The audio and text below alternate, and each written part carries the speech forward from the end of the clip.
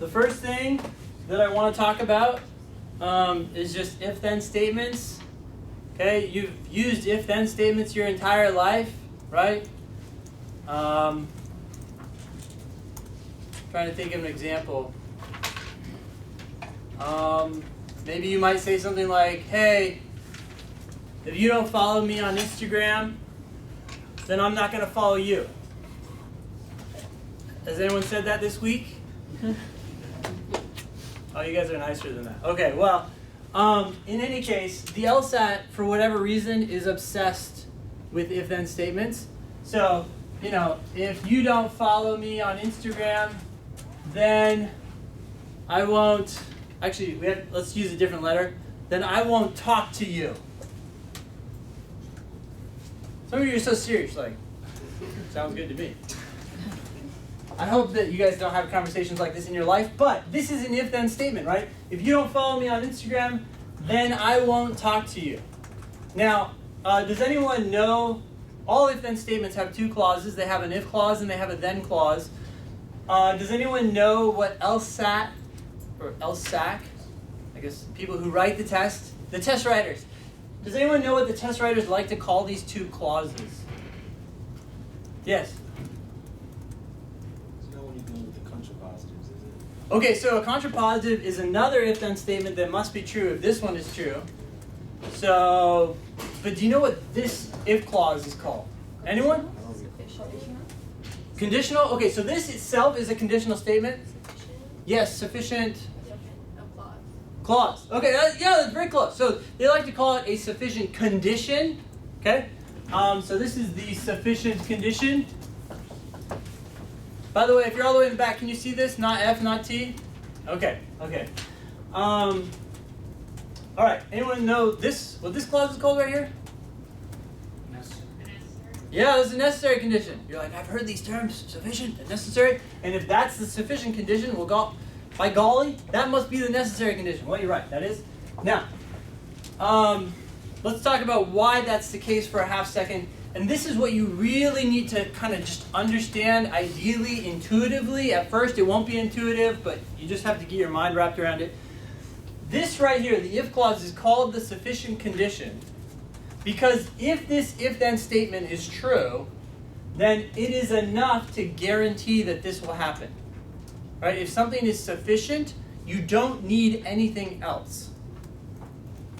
Right? So, if you know that this statement is true, the LSAT tells you, oh, by the way, if you don't follow me on Instagram, then I'm not going to talk to you.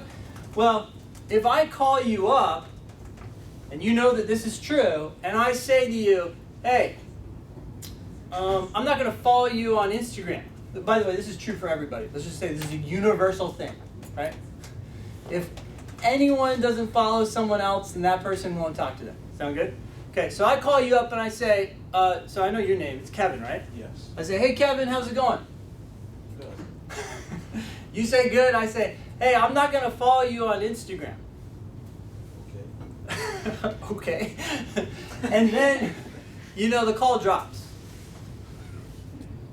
So you don't know anything else, right? In fact, my battery died, so we can't communicate anymore. What would you know at that point? Well, since you were mad and the call dropped, I wouldn't even think about, your call, maybe your phone not having enough charge and things like that. Okay, yeah, you wouldn't think about that stuff. What would you know based on this right here? I got so lost in role playing. It's all right. It's okay. So I call you up. I say, hey, I'm not going to follow you on Instagram. Yeah. And then the call drops. What do we know at this point? Kevin, yeah, if this is true, then you're not going to talk to me, right? Now, if I called up Kevin and I told Kevin about anyone, I said, hey, look, they're not following me on Instagram or whatever. Well, that's all you need to know. That's enough. And now you know, oh, that person's not going to talk to you, right? So that's why it's the sufficient condition, because it alone is enough to guarantee that this will happen. Now, is it necessary? No, it's not necessary. It's very possible that you won't talk to me for other reasons, right? Like maybe I go ahead and I follow you on Instagram, and you choose not to talk to me because all I talk about is the LSAT, right? You're like, geez, I'm sick of talking to that guy about the fucking LSAT, right? You're just like done with it, and so you stop talking to me, right? Now, I'm still following you on Instagram. I might say, hey, look, I'm following you. Why don't you talk to me? And you're like, well, look, if you don't follow me, then I'm not going to talk to you. But if you're following me, that doesn't necessarily mean that I'm going to talk to you. So it's not something that's necessary, but it is something that's sufficient. So it guarantees that I won't talk to you, but whether I do or not doesn't really, like, if I do follow you, that doesn't necessarily mean that I'm going to talk to you, right? Okay, now, this is called the necessary condition because if this happens, then this has to happen, right? If I don't follow you, then you cannot talk to me. That's just the way it works, okay? All right, let's use a different example. I don't actually like this one because it's in the negative. Can someone give me another if-then statement? You can make it up. The LSAT does every day. If the Houston Astros bang on trash cans, then they will win the World Series. Well, that's... Okay, can we shorten it down a little bit? Yeah, I mean, the LSAT has long, convoluted sentences, but okay, so if I heard trash cans. So if they do something with trash cans, then they'll win? Yeah. Okay, cool. That's cool. All right, so if they bang on trash cans, then they're definitely going to win. Cool? This is the sufficient condition. In other words, this guarantees that they will win, right? Now, if I call you up, who's someone in the back? What's your name? Anyone? Volunteer? Yes, you are? I'm Laura. Laura!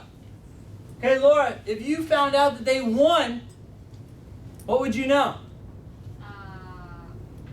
You know that they won.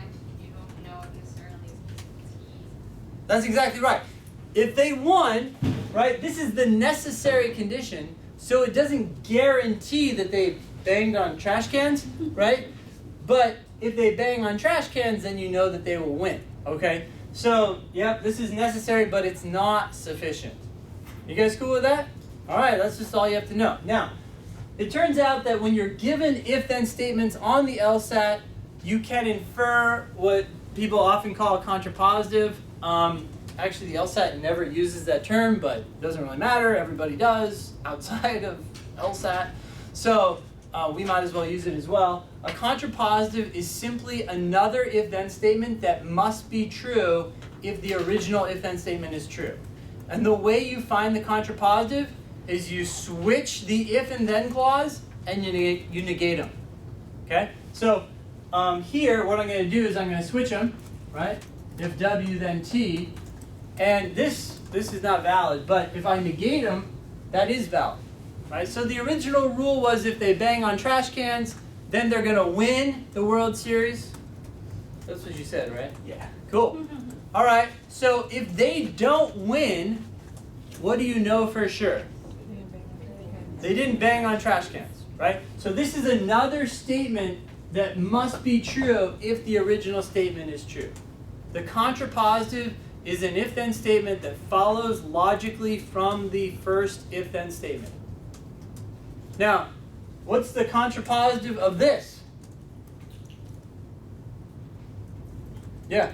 The first one? It's just the first one, right? Like if you switch these two things and you negate them, you end up with this again, right? So the contrapositive of a contrapositive is just the original statement. The bottom line here is the only reason you want to know about contrapositives is that when you encounter if-then statements on the test and they ask you what must be true or blah, blah, blah, if you can find the contrapositive, you know something else that must be true. And a lot of wrong answers are what some people call false contrapositives. A false contrapositive is where you negate both things but you don't switch them, or you switch them but you don't negate them, right? So, for example, this right here would be a false contrapositive. If they win, does it necessarily mean that they banged on trash cans? No. So if you read this and then you think that, you've done something wrong, right? Now, I'm not saying that that can't be true. I'm just saying that that doesn't necessarily have to be true. Sound good? That's mistake number one. Mistake number two is just negating that. Oh, if they don't bang on trash cans, then they won't win. No, not necessarily. They might win through skill. Or paying people off. I don't know. I don't know how the world works, but I do know that this is not necessarily true. Again, most of my knowledge is limited to the test. Don't ask me about how people win the World Series. Okay? But in any case, these statements right here could be true, but they don't have to be true. Sound good? You guys feel comfortable with this? Anyone feel uncomfortable? Just remember this. To find the contrapositive, you have to switch and negate. Now, if something is negative, it just becomes positive. That's all. The negation of a negative thing is a positive thing. Okay, let me give you one more example. Does anyone want to make up an if-then statement? Whatever you want. Obviously, anything goes here. It has to be positive or negative. I don't care. Just say whatever you want. If you do not propose, she will not marry you. Whoa. Something on your mind? Okay. Where did that come from? It just came. It just came? Come on. I just grabbed Really? it from the ether, yes. Like that's what it was like. Oh wait. Oh, what about this? Okay. Well, that's cool. She doesn't. If you don't propose. If you don't propose, then she will not marry you. she will not marry you. Okay. All right. Go ahead and write down the contrapositive on a piece of paper. And yeah. My Okay. sister just got engaged. Your sister? My sister. Oh yeah. Okay. Well, there was something. There was something. Yeah. That's Rachel's sister. Cool. Congratulations. Sounds like she said yes. She did. All right. Who's got it? What's the contrapositive? Yes? Is it marriage, therefore proposal? Okay. I wouldn't use the word therefore because that sounds like it's a conclusion, and really conclusions can be entire if-then statements, like the entire thing. So, but if what? If marriage, then proposal. Okay, if. So I understand we're diagramming it, but it sounds very formulaic, right? Like, oh, I know what you're saying. If marriage, then proposal. Right? Like, so can you say it in plain English?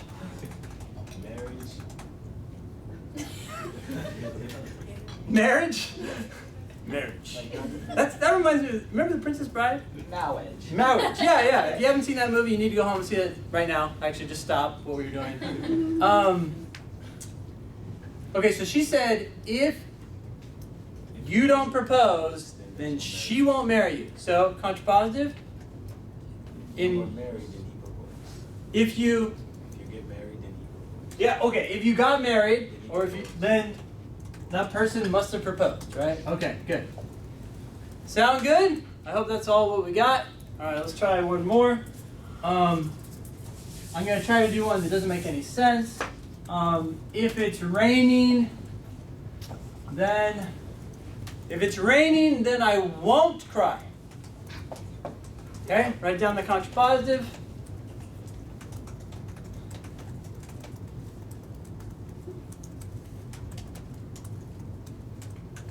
I suspect you guys are all experts now. What's the contrapositive?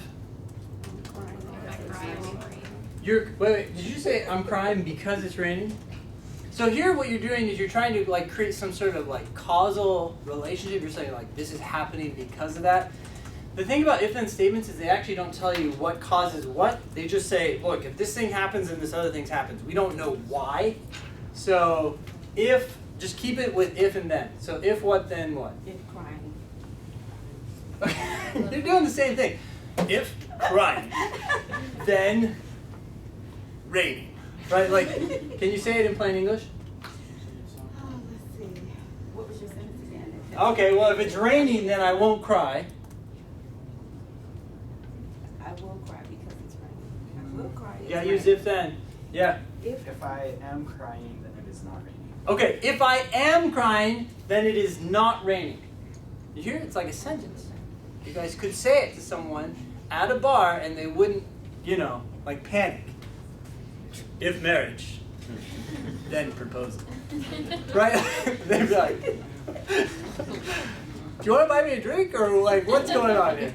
Okay, so anyways, if crying, oh sorry, I'm doing the same thing. If I'm crying, then it must not be raining. Sound good? Okay.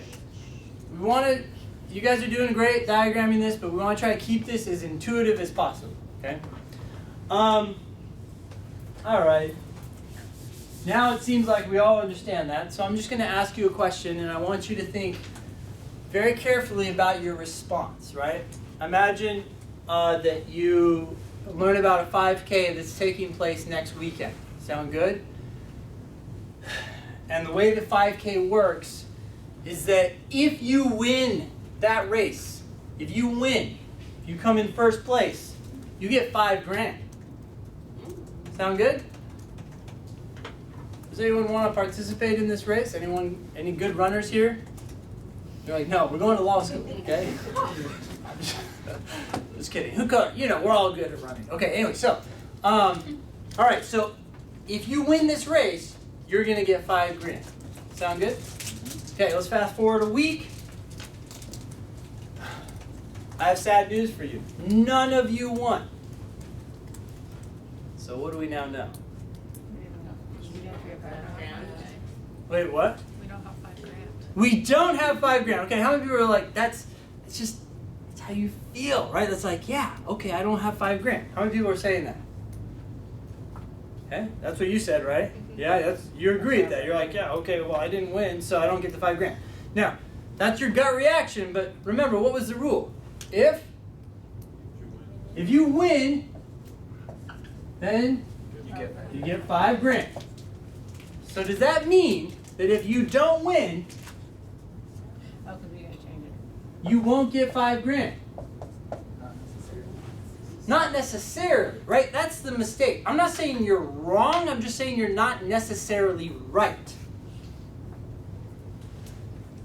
So what happens on the test? You read an argument, they say something like, oh, hey, if you win, you're going to get $5,000. They're like, oh, but Sally, she didn't win.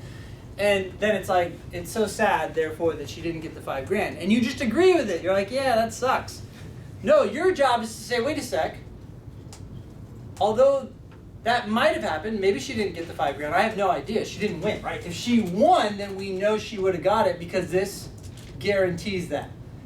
But the fact that she didn't win doesn't tell us anything, right? Now you're just sitting there and you're like, wow, I don't know what happened. That's what you need to do. You need to say, wait, we don't know what happened.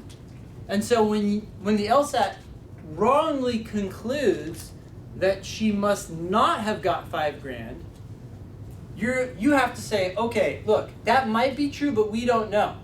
And you're acting like we do. Okay? Anyone want to, yeah? What if the question said that she didn't get $5,000 and it asks did she win? Because if you just flipped it and Sure. So maybe the test said, hey, if you win, you get $5,000, and they're like, oh, by the way, she didn't get $5,000. Well, then you could be like, well, I know she must not have won. Because if she won, right, they told us she would get $5,000. So it's like, she didn't get $5,000. That's fine, because that's a contrapositive. So that would be valid, and you'd be like, legit. But here, when they say, oh, sorry, she didn't win, and then the author concludes, oh, therefore she must not have gotten the $5,000, your job is to say, yeah, maybe, but not necessarily. Okay? Why is that? Anyone know why that's not necessarily true? Why might she have gotten $5,000 from the race? Yes? Maybe she hurt herself. Maybe she hurt herself. Yeah, okay, so she's running along, she hurts herself. Like, I'm so, like, oh, geez, we feel so bad. Don't sue us. Here's $5,000. That's possible, right? That is totally possible. All this said was if you win, you get $5,000. Now, sometimes people get mad. Sometimes they get, not mad, but they get a little upset when I say this. But what if you found out that everyone who participated gets $5,000? Would you feel like I'm saying something that's contradicting something I said earlier? Anyone? Be honest. This is the time to be honest and come clean. Say, look, you guys are cool with that. Why is that not inconsistent with this? Why is that consistent with this? Yeah? Someone participated, whoever won had to have participated, so it's not contradictory. Yeah, this just said, hey, look, if you win, you're going to get $5,000, and everybody crosses the finish line. Someone runs really hard, right, and they win, and they're like almost dying, and they're like, well, I got the $5,000. They're like, yeah, everyone else, they get $5,000 as well. You know, they'd be really mad, but they never said that only the winner gets $5,000. They just said, if you win, you get $5,000, and by the way, if you get second, you get $5,000, and if you get third and fourth, and all the way to last. Right? So this guarantees $5,000, but it's not necessary, right? It's not required. So if it doesn't happen, that doesn't necessarily mean that you don't get the $5,000. That's all I need you to recognize. Okay? So if your gut is telling you one thing, you want to stop and think, okay, is that necessarily true? It certainly might be true, but is it necessarily true? Because one thing about conclusions on the LSAT is whenever someone draws a conclusion on the LSAT, what they're saying is that must be true. So if it has to be true, then it's fine. But if it ever doesn't have to be true, your job is to say, yeah, that could be true, but it doesn't have to be true, and here's why. Maybe everyone who participates gets $5,000 as well. Sound good? Okay. Bottom line, just remember, if clause is sufficient condition, then clause is the necessary condition.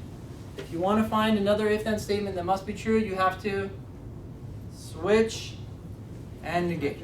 Right? If you just switch, that certainly could be true, but it doesn't have to be true. If you just negate, that certainly could be true, but it doesn't have to be true. Cool? All right. That's conditional statements, which the LSAT is obsessed with.